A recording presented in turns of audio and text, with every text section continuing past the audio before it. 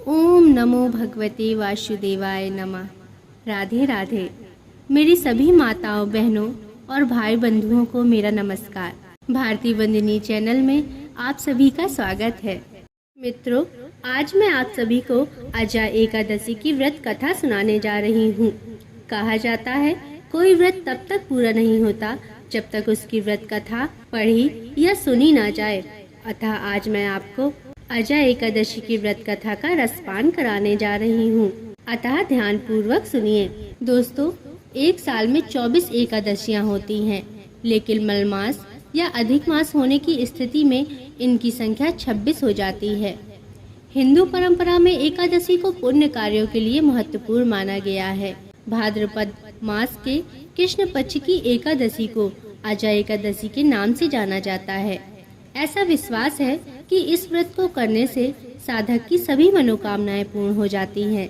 इसके व्रत में भगवान विष्णु का पूजन किया जाता है।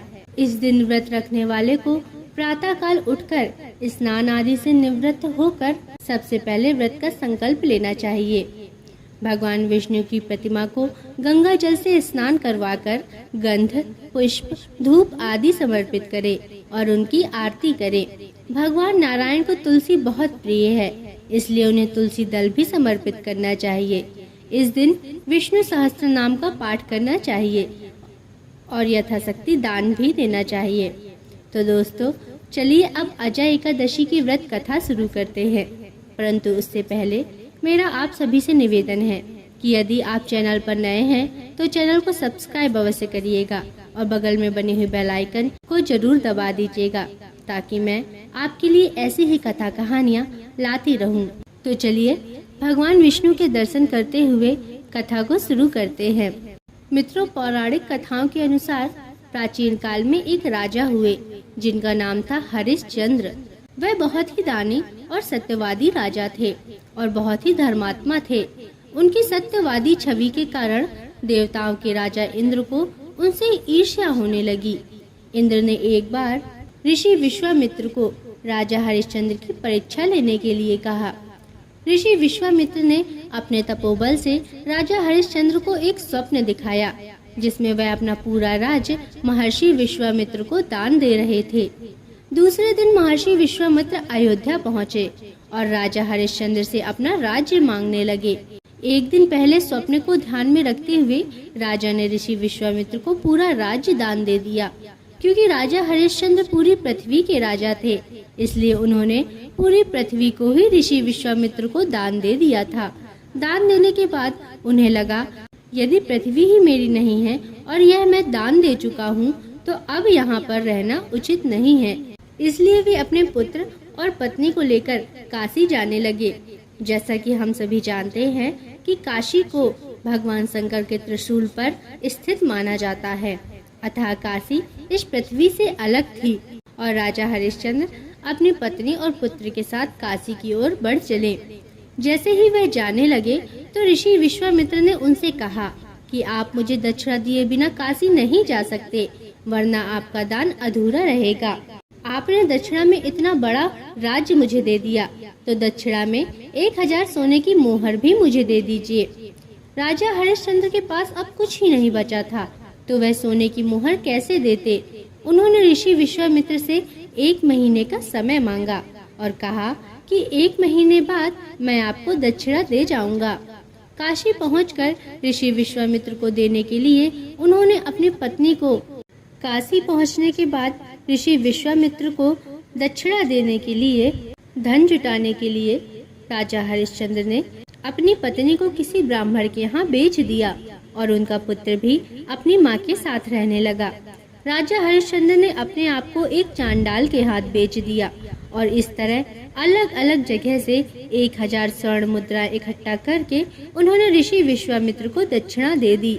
उनकी पत्नी ब्राह्मण के घर में दासी का काम कर रही थी और चांडाल का सेवक होने के कारण राजा हरिश्चंद्र शमशान घाट की चौकीदारी करते थे।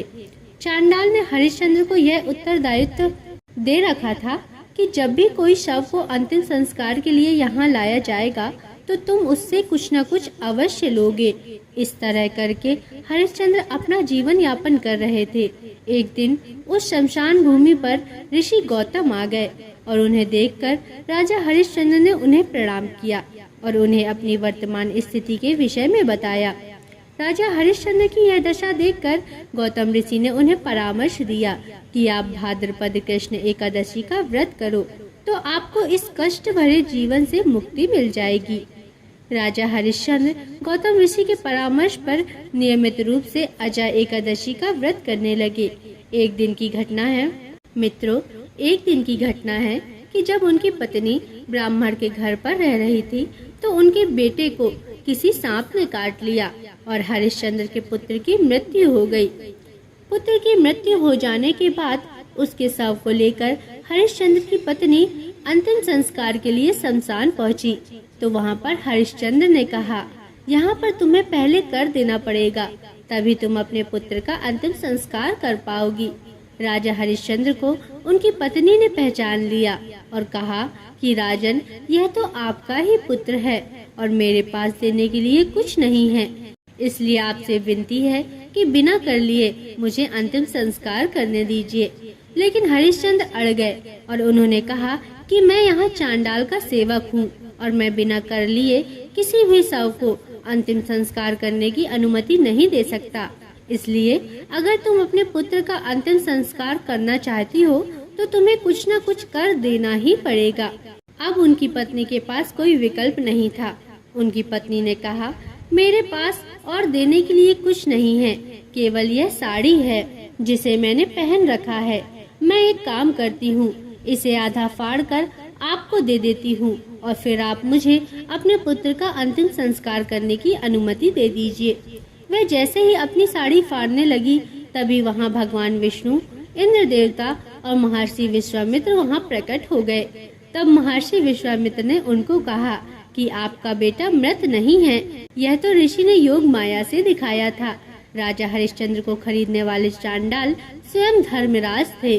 उन्होंने बताया कि अब एकादशी के व्रत से तुम्हारे सभी पाप नष्ट हो गए हैं और तुम मुक्त हो गए हो।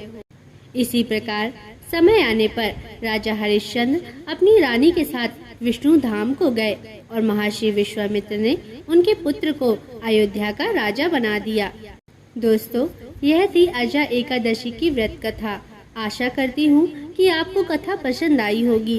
अगर इसमें कोई त्रुटियां हों तो मुझे क्षमा करें और चैनल को सब्सक्राइब अवश्य करें।